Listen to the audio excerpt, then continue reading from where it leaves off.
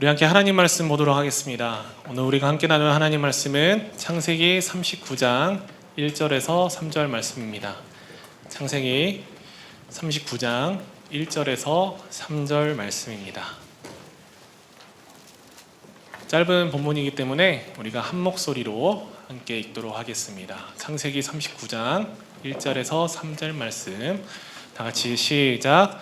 요셉이 이집트로 끌려갔다. 요셉을 이집트로 끌고 내려간 이스마엘 사람들은 바로의 신하인 경호대장 이집트 사람 보디발에게 요셉을 팔았다. 주님께서 요셉과 함께 계셔서 앞길이 잘 열리도록 그를 돌보셨다. 요셉은 그 주인 이집트 사람의 집에서 살게 되었다. 그 주인은 주님께서 요셉과 함께 계시며 요셉이 하는 일마다 잘 되도록 주님께서 돌보신다는 것을 알았다. 아멘. 네, 함께 말씀 나누도록 하겠습니다. 할렐루야. 네, 개인적으로 우리 사랑하는 우리 모건교회에서 또 우리 모건교회 가족 여러분들과 함께 예배드릴 수 있음이 너무나도 감사하고 행복한 마음입니다. 교회 주보 칼럼을 보셨으면 아시겠지만 목사님께서는 하반기 사역을 위한 영적 준비와 그리고 선교적 비전을 발견하시고자 지금 태국 치앙마이에 머무는 중이십니다. 머무시는 동안 새 힘을 얻게 하시고 그리고 하반기에도 모건교회를 잘 이끌어갈 수 있도록 영적 충전이 이루어질 수 있도록 우리 성도님들께서 마음 모아 기도해 주시면 정말 감사드리겠습니다. 네, 말씀을 나누기 원하는데요. 오늘 우리가 붙잡을 말씀의 핵심은 이것입니다. 하나님이 함께하는 삶은 고난, 좌절, 낭망이 있을지라도 그것으로 끝나지 않을 것입니다.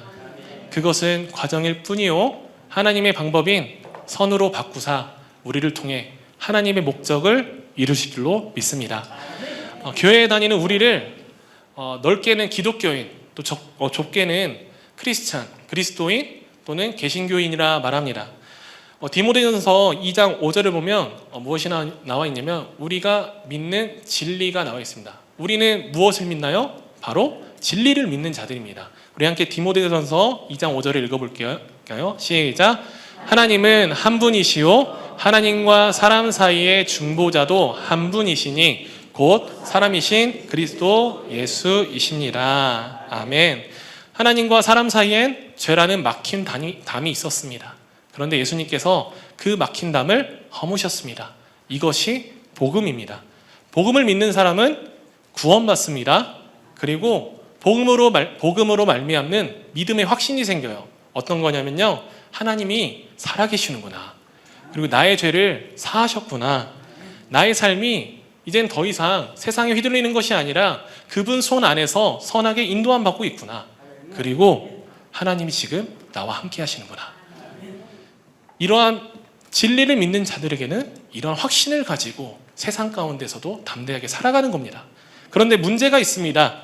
우리는 때로 복음에 대한 확신이 흔들립니다. 우리는 넘어집니다. 왜 넘어집니까? 우리가 연약하기 때문이에요. 진리와 복음 자체에는 문제가 없습니다. 그 복음과 진리는 변함이 없습니다. 그런데 우리의 연약함이 우리를 흔들고 우리를 넘어지게 하는 거예요.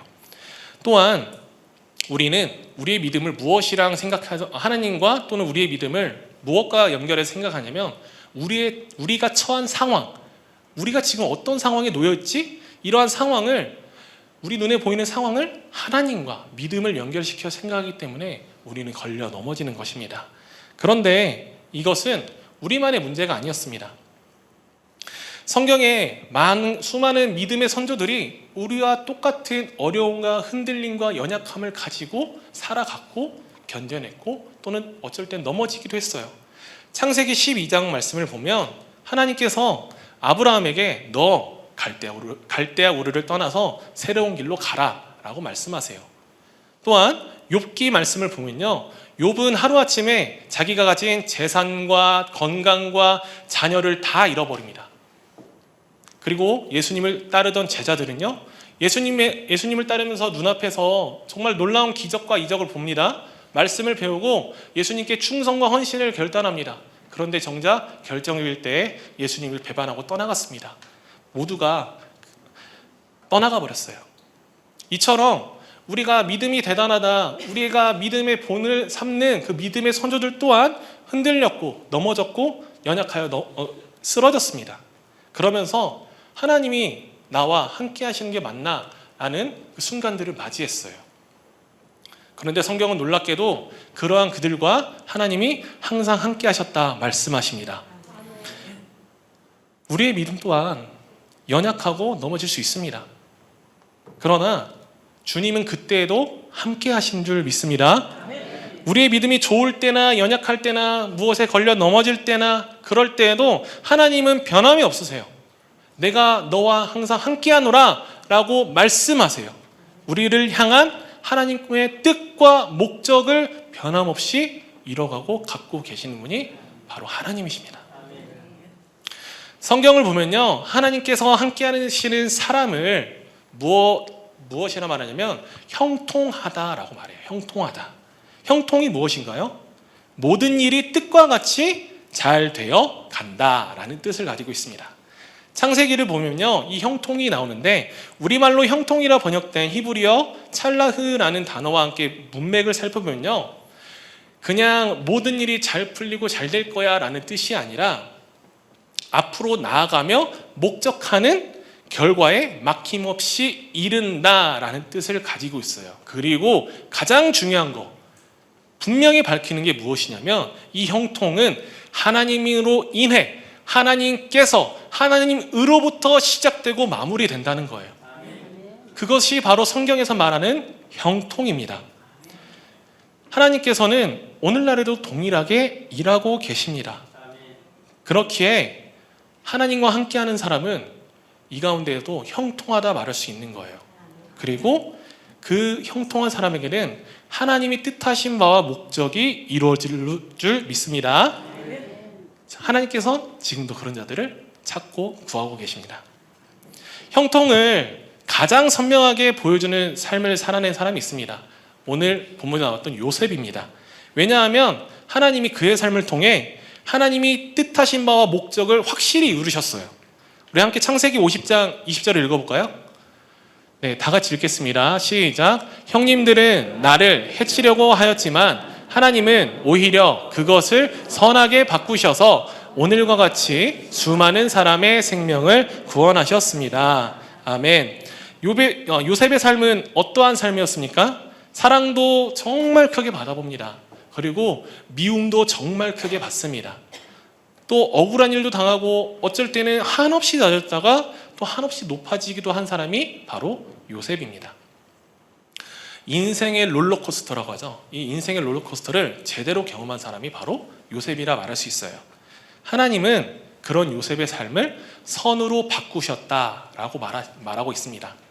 요셉을 포함한 수많은 백성의 생명을 구원하셨다. 하나님의 뜻과 목적을 이루었다라고 성경에서 기록하고 있어요. 오늘날 우리가 살아가는 삶도 마찬가지입니다. 우리의 삶에도 얼마나 많은 우여곡절들이 있습니까? 남들은 알지 못하고 또 남들에게 말하지 못하는, 나 자신조차 다 이해할 수 없는 그런 인생의 시간들을 여기 계신 모두가 살아가고 있다 생각합니다. 그런데 우리 서로는, 또 우리 자신은 몰라도 하나님이 다 아십니다.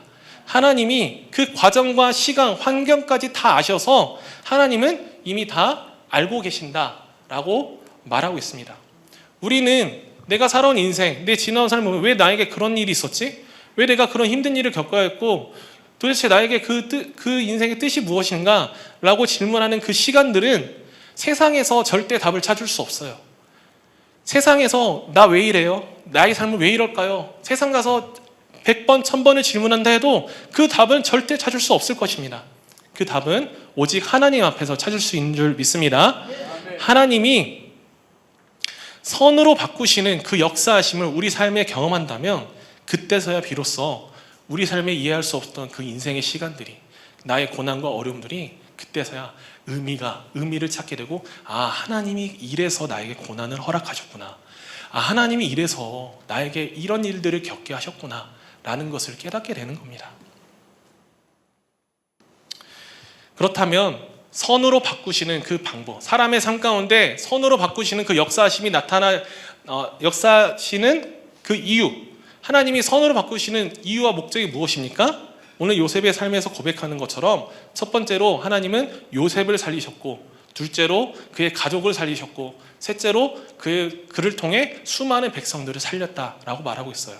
그렇기에 여러분들 삶 가운데에서 내 인생이 하나님이 선으로 바꾸시는 그 역사하심을 경험한다는 건 그걸 경험케 하나님께서 그걸 경험케 하셨다면 그 목적은 단 한 가지입니다. 바로 여러분들을 살리기 위함이고, 여러분들을 통해 다른 사람을 살리기 위함이고, 여러분을 통해 하나님의 나라를 이뤄가시기 위함인 줄로 믿습니다. 오늘 우리는요, 요셉이 살아온 그 형통한 삶에 대해서 살펴볼 거예요. 그리고 요셉에게 말했던 그 형통이 언제 어떻게 시작되었는지를 한번 보려고 합니다. 우리 함께 창세기 30장 22절 24절 함께 읽도록 하겠습니다. 시작.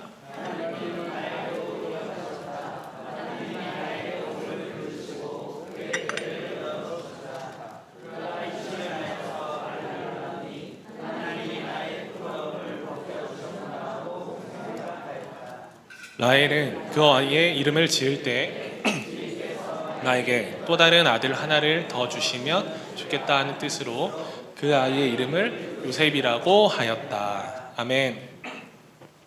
요셉의 아버지 야곱에게는 12아들과 딸이 있었죠. 그중 요셉이 가장 특별했습니다. 왜냐하면 야곱이 가장 사랑했던 아내가 라헬이에요. 그 라헬이 늦은 시기에 낳은 아들이 바로 요셉입니다. 그리고 라헬은 일찍 세상을 떠납니다. 야곱은 요셉만 보면 사랑했던 아내 라헬이 떠오르는 거예요. 그래서 그 라헬을 향한 그리움, 사랑, 이 모든 것들을 그 요셉에게 다 쏟아붓고 다 표현합니다. 우리 함께 창세기 37장 3절을 읽겠습니다. 시작.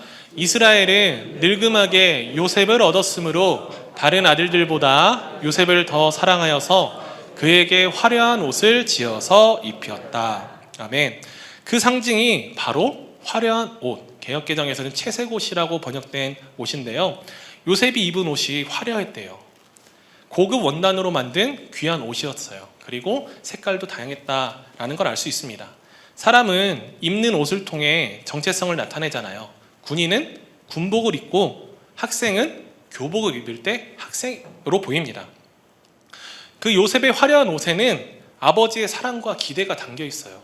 내가 너를 이렇게 사랑하는 거 알지? 너를 향한 내 꿈과 기대가 이렇게 커 라는 뜻을 담고 있는 옷이었어요.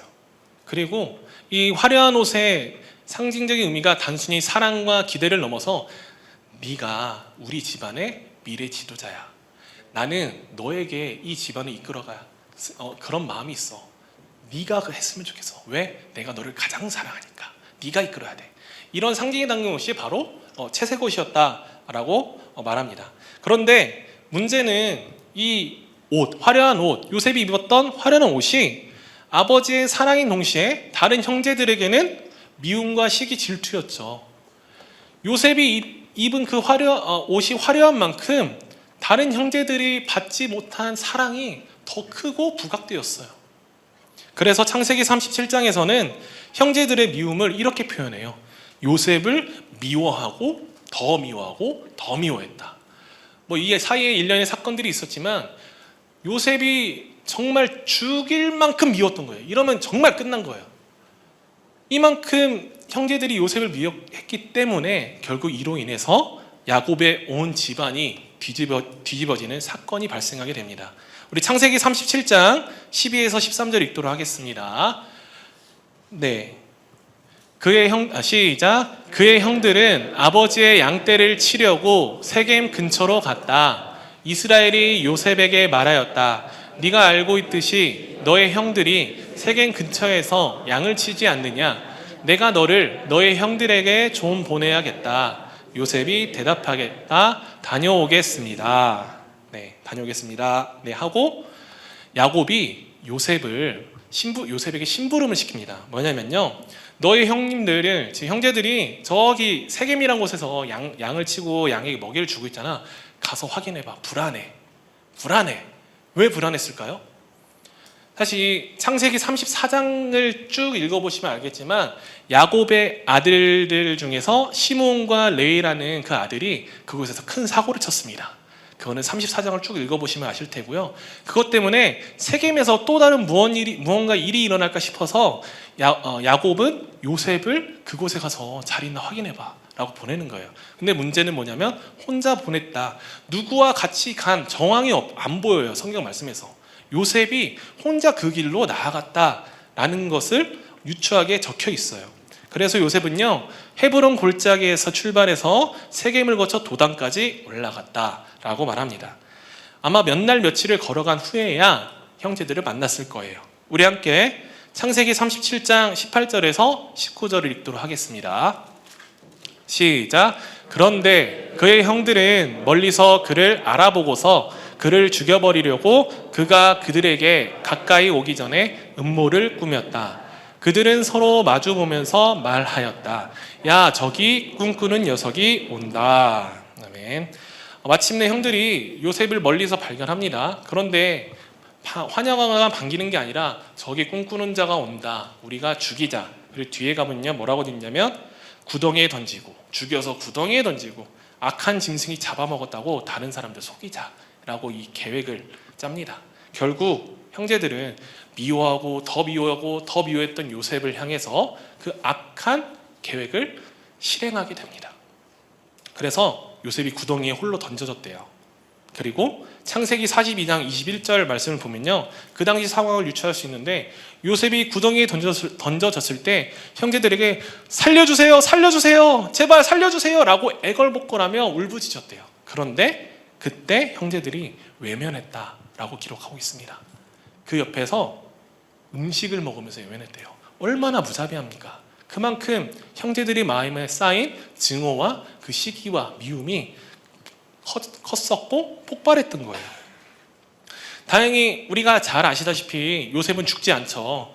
형제였던 유다의 설득으로 해서 우리가 죽이지는 말자, 우리가 형제의 피를 흘려서 뭐하냐 라고 얘기하고 그냥 우리가 노예로 팔자라고 제안을 했고, 결국 미디안 상인들에게 은 20개의 노예로 팔리게 된 후에 우리가 잘 알고 있는 애굽에서의 요셉의 삶이 시작되는 겁니다.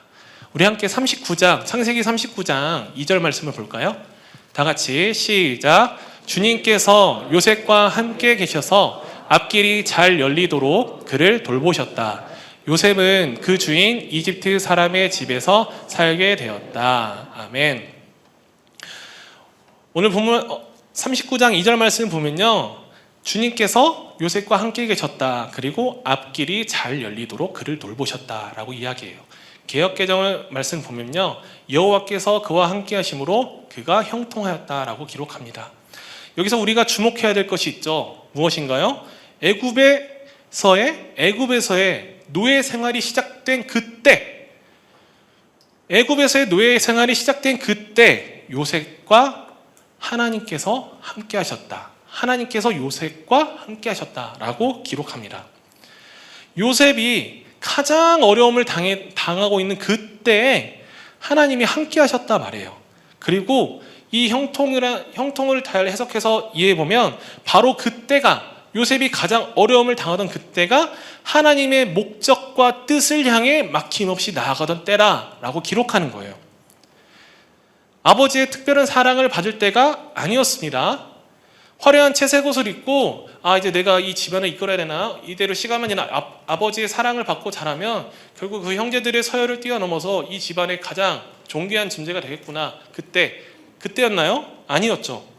그리고 다른 형제들과 가족이 자신에게 절하는 그 꿈, 하나님 보여진 그 꿈을 볼 때 그때 형통했다 말하나요? 그러지 않습니다. 요셉이 가장 어려움을 당하던 그때에 형통하다 말합니다. 그때가 바로 하나님이 뜻하신 바와 목적을 향해 나아가고 있다라고 이야기하는 거예요. 이유가 무엇입니까? 이유는 단순합니다. 간단합니다. 요셉이 하나님과 함께 했기 때문이라 말하고 있어요.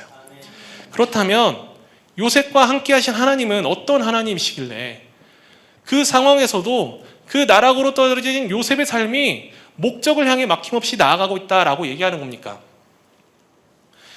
요셉과 함께 하신 하나님은 사람보다 앞서 계획하시는 하나님이십니다. 아버지 야곱은 요셉을 향한 부푼 꿈이 있었을 거예요. 그 사랑하는 만큼 다 주고 싶잖아요. 내가 사랑하는 만큼 이것도 해주고 싶고 저것도 해주고 싶고 내가 너의 앞길을 창창히 해주고 싶은 요셉을 사랑하는 아버지의 마음으로 막 무언가를 다 해주려 했을 겁니다. 그 라헬에게 잃어버린 라헬이라는 아내에게 주지 못한 사랑을 또 요셉에게 다 부어줬을 거예요. 그러나 야곱의 계획은 철저히 무산되고 말죠. 사람은 현재만 바라보고 그 상황을 판단할 수 있어요. 아직 살아보지 않은 미래, 당장 5초 뒤에 제가 어떻게 할지 또는 당장 1시간 내에 어디에 있을지 우리는 이런 거를 알 수가 없잖아요. 아직 살아보지 않은 미래는 상상하거나 예측할 수밖에 없습니다. 하지만 하나님께서는 시간의 주관자 되십니다. 과거와 현재와 미래를 주관하시고 영원하신 하나님이세요. 그렇기 때문에 우리가 예측할 수 없는 일들, 우리의 연약함 때문에 알 수 없는 그 일들을 하나님은 미리 알고 계획하시고 준비하시고 하나님의 선한 의도로 이끌어 가시는 거예요. 그런 하나님이 요셉과 함께 하였다라고 말하는 거예요. 그래서 요셉이 지금 구덩이에 던져지고 당장 노예로 팔려버려서 모든 걸 다 잃은 상황, 노예라면 그냥 죽었다 생각하는 상황에 놓인 거잖아요. 그냥 죽었겠구나 생각하는 게 편합니다. 그런데 그런 상황에서도 하나님은 우리 사람의 눈으로 볼 때 그 상황은 요셉이 죽는 게 낫겠다라고 판단할 수밖에 없는 요셉의 삶이었습니다. 그런데 하나님께서는 그 모든 요셉의 삶 가운데 하나님의 뜻을 이루고 계셨고 그 모든 시간 가운데 하나님의 주권을 행하고 계셨습니다. 그래서 하나님의 뜻으로 나아갔던 거예요. 그리고 두 번째로 요셉과 함께 하신 하나님은 아버지 하나님이셨습니다. 자녀에게 더 좋은 것을 주기 원하시는, 자녀에게 더 좋은 것을 예비하셔서 그것을 주고 싶어 하시는 아버지 하나님이셨어요. 마태복음 7장을 보면 예수님께서 이렇게 말씀하세요. 자녀가 떡을 달라 하는데 돌을 주는 아빠가 어디 있겠냐? 자녀가 물고기를 주세요 하는데 뱀을 갖다 주는 아빠가 어디 있겠냐? 하물며 악한 아빠라도 자기 자식에게 좋은 걸 주길 줄 아는데 하물며 하나님 아버지께서 너에게 좋은 것을 주시지 않겠냐라고 예수님 말씀하세요. 아버지 하나님 마음, 하나님 아버지의 마음을 예수님 말씀하신 거예요. 요셉의 아버지 그 야곱의 계획은 완전하지 못했어요. 자신의 그 허영심과 또는 편애하는 그 사랑 때문에 자신이 그 만들어 놓은 계획, 그거는 불완전했고 결국에는 무너질 계획이었습니다. 반면 하나님 아버지의 계획은 완전하였습니다.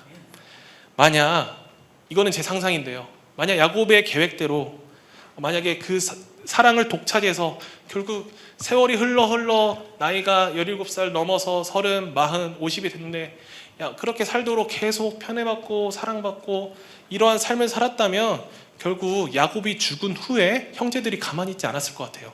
너는 잘됐다 하고 아버지도 없겠다. 너에게 이제 모든 걸 다 쏟아부었을 것 같아요. 그런데 하나님 아버지께서 계획하신 요셉의 삶은 어떠했나요? 요셉을 살렸고 그의 가족을 살리고 수많은 백성들을 살리는 자리로 인도하셨습니다. 이처럼 하나님은 사람보다 앞서 계획하시는 하나님이십니다. 그리고 하나님은 아버지 하나님이십니다. 사랑하는 성도님들, 그 하나님께서 오늘날 동일하게 우리와 함께 하신 줄로 믿습니다. 하나님은 우리의 생각보다 앞서 판단하고 계획하시고 친히 실행하시는 분이세요. 그러므로 그분의 계획이 나의 계획보다 완전함을 인정하시길 간절히 소망합니다. 나의 계획이 내가 세우고 그리고 꿈꾸는 내 인생의 계획이 정말 쓸데없는 일이구나. 내가 이렇게 해야지 저렇게 결정하는 것, 이렇게 판단하고 내가 내 인생을 그려나가는 것, 하나님의 계획 앞에 아무것도 아니구나. 나는 불완전하구나. 하나님만이 완전하시다. 그것을 인정하시길 간절히 소망합니다. 또한 하나님은 나보다도 또 다른 누구보다 더 잘하시는 분이세요. 그리고 이거는 나를 그 누구보다 잘 이해하시고 사랑한다는 말씀이세요. 왜? 아버지시고 우린 자녀니까. 그 자녀된 우리에게 하나님은 예수님께서 말씀하신 것처럼 좋은 것을 주기 원하세요. 좋은 것을 예비하시고 그것을 주기 원하시는 분이 하나님이세요. 그런데 우리의 삶에는 우리 손에 꽉 쥐고 놓지 않는 많은 것들이 있습니다. 난 이게 소중해서 놓지 못해. 나는 이게 지금 당장 이게 있어야 나는 좀 살아가는 것 같아. 내 손에 꽉 쥔 나의 뜻과 계획, 욕심 이런 것들을 내려놓아야만 하나님의 참 뜻과 인도하심을 발견할 수 있는 겁니다. 어느 목사님이 그러셨습니다. 자신의 어린 아들에게 작은 과자를 사줬대요. 과자를 사주고 맛있게 먹어라 하고 줬습니다. 이제 그것을 다 먹으면 다른 간식을 또 사주려는 생각을 하고 있었다고 해요. 그 아들이 먹는 과자 맛이 궁금해서 나 하나만 줘봐. 하나만 줘봐 해서 하나만 달라고 해서 줬는데 아들이 줬을까요? 안 줬을까요? 맞아요. 저희 아들도 안 줘요. 안 줬어요. 안 줬대요. 그래서 싫어요. 이게 제 거예요. 아빠가 사줬잖아요. 제 거란 말이 하고 주지 않아요. 그럴 때 그 목사님이 하신 말이 요놈 봐라. 괘씸한 거죠. 내가 사줬다는 걸 까먹었나? 그리고 얘는 지금 모르는구나. 내가 너 그거 다 먹으면 이만큼 사주려고 했는데 넌 모르는구나 하고 괘씸한 마음에 너 혼자 다 먹어라 하고 그 다음 간식은 사주지 않고 그런 일이 있었다고 합니다. 우리가 흔히 볼 수 있는 일들이죠. 그래서 근데 아이들의 마음도 이해가 가요. 아이들의 마음이 그렇잖아요. 내가 지금 손에 쥔 과자가 소중하죠. 지금 내가 먹기도 아까운데 어떻게 아빠한테 하나를 줘? 라고 생각할 수 있습니다. 그런데 그것 때문에 그 아빠의 마음을 헤아리지 못하고 그 과자 하나 때문에 서운한 아빠도 좀 문제가 있긴 한데 그 아빠의 마음을 헤아리지도 못하고 아빠가 그 계획한 그 뒤에 일도 관심 놓고 그냥 이 과자만 보고 있는 거예요. 저는 우리가 우리의 삶을 대하는 태도가 이 어린아이와 같을 때가 정말 많지 않은지 생각해 보게 되었습니다. 지금 하나님은 나보다 앞서 나의 인생을 계획하고 계시는데 나는 지금 이거 내가 초점이 맞춘 이 일이 중요하기 때문에 하나님의 계획은 안중에 없는 거예요. 나는 하나님 이 일이 중요해요. 그래서 하나님께 내 삶을 온전히 맡겨드릴 수 없습니다. 하나님 나는 이것이 중요하기 때문에 하나님이 그 계획하시는 길로 저는 나아갈 수 없습니다. 우리가 이런 어린아이의 믿음으로 우리의 삶을 바라보고 있지 않은지 한번 돌아보기를 원합니다. 권대호 목사님께서 말씀하셨죠. 우리가 어린아이의 신앙을 벗어나서 더 나아가야 된다. 사랑하는 성도님들, 우리가 어린아이의 신앙을 버리고 어른으로 나아가길 간절히 소망합니다. 우리 다시 말씀으로 돌아오길 원합니다. 창세기 37장 23절에서 24절 말씀을 찾아보실게요. 제가 방송실에 말씀을 안 드려서 근데 준비해 주시면 감사합니다. 우리 함께 읽겠습니다. 시작. 요셉이 형들에게로 오자 그들은 그의 옷, 그가 입은 화려한 옷을 벗기고 그를 들어서 구덩이에 던졌다. 그 구덩이는 비어있고 그 안에는 물이 없었다. 아멘. 다시 성경 말씀을 보면요. 요셉에게 입혀졌던 화려한 옷이 다 벗겨졌습니다.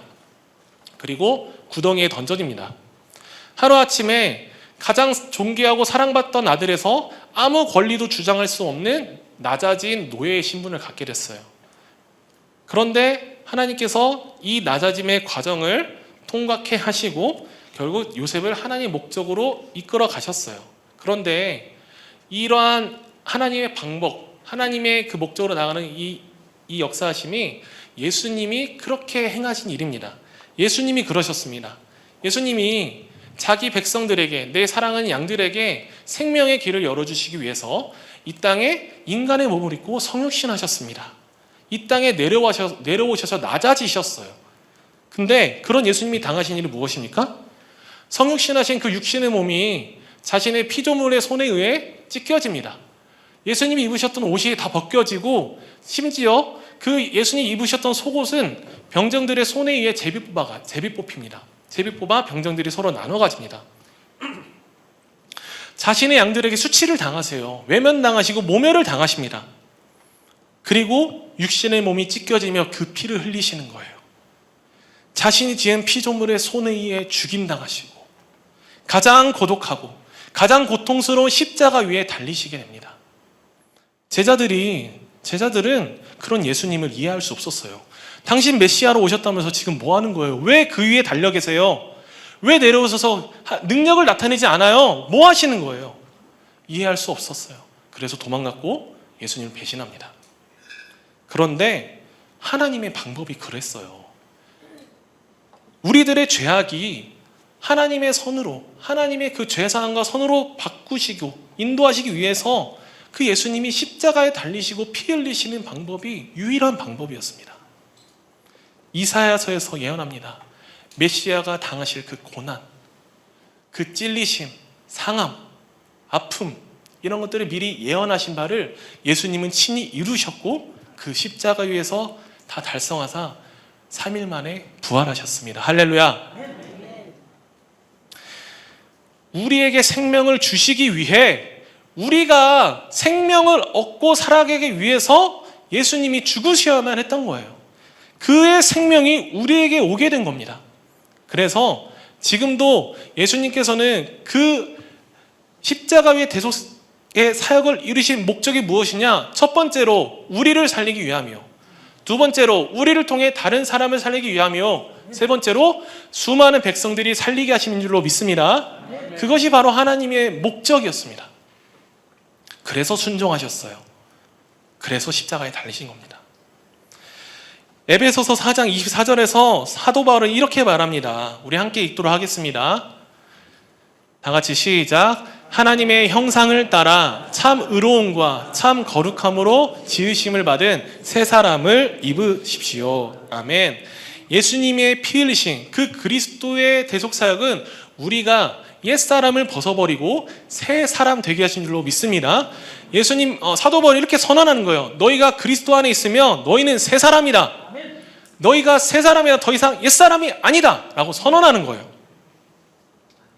그래서 하나님의 목적은 우리가 그리스도로 말미암아 새 사람 되어서 그 뜻하신 목적이 이 땅에 이루어지고 여러분들이 형통한 삶을 살아가길 원하세요. 그런데 반대로 사단 마귀는요, 여러분들이 끝까지, 여러분들이 죽을 때까지 여러분들이 옛사람을 버리지 않길 간절히 기대하고 있습니다. 사단 마귀는 여러분들이 죽을 때까지 옛사람으로 살아가길 원해요. 왜? 그래야만 하나님의 목적이 여러분의 삶에 이루어지지 않기 때문이에요.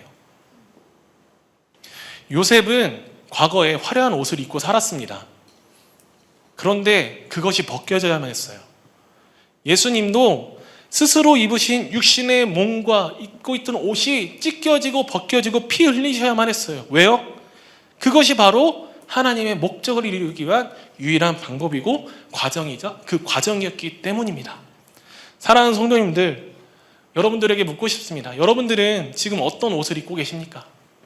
여러분이 놓지 못하는 옛사람의 그 모습은 무엇입니까? 죄악에 넘어진 삶이든 죄악으로 물든 삶이든 내가 살아온 가정 환경 때문에 나에게 생긴 정체성이든 내 부모 때문에 생긴 내 마음의 상처든 직장에서든 남들이 다 이해하지 못하는 내 삶에 대한 그런 어떤 과정들 때문에 나의 인생사로 인해 여러분들에게 혹시 입혀진 옷은 없습니까? 누군가는 여기에서 요셉처럼 화려한 옷을 입고 계실 수 있습니다. 또는 누군가는 요셉의 다른 형제들처럼 상처로 찢겨지고 얼룩진 그런 옷을 입고 계실 수도 있어요. 그리고 그러한 옷들이 나는 원래 이런 사람인데, 나는 원래 그런 사람인데 라고 말하게 만드는 거예요. 그런데 오늘 성경에서 분명히 말합니다. 옛사람을 버리라, 새 사람을 입으라. 할렐루야. 옛사람을 버리고 새 사람으로 나아가라 말씀하십니다. 그 방법은 여러분들이 그 겪어온 모든 아픔, 또 여러분들의 인생사를 하나님이 선으로 바꾸실 때 여러분들이 분명하게 새 사람 되는 줄로 믿습니다.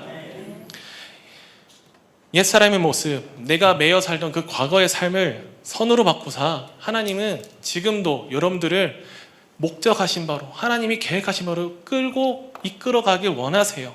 그런데 분명 그 과정은 고통스러울 수 있습니다. 내가 지금까지 살아온 옛사람을 부정해야 되는 과정이기 때문에 고통스럽고 힘들 수 있습니다. 그런데 우리가 새 사람 되었을 때 나의 생명이 살아남과 그 뒤에 영광의 멸류관, 그 뒤에 있을 하나님의 영광을 바라보길 간절히 소망합니다. 그 옛사람이 벗겨지는 고통을 견뎌내고 이겨내므로 말미암아 사단 마귀를 기뻐하는 삶에서, 사단 마귀를 종로로 된 삶에서 하나님을 기뻐하게 하는 삶으로 나가길 간절히 소망합니다. 사랑하는 성도님들, 하나님은 지금도 생명을 살리시는 일에 쉬지 않고 일하고 계세요. 그리고 그 역사는 누굴 통해 역사하시냐? 옛사람을 벗어내고 새 사람을 입은 자들을 통해 일하실 줄 믿습니다. 그래서 간절히 소망하기를 여기 계신 모든 분들이 새 사람으로서 하나님이 형통한 자로 이 땅에 하나님의 나라를 이뤄가길 주님의 이름으로 축원합니다.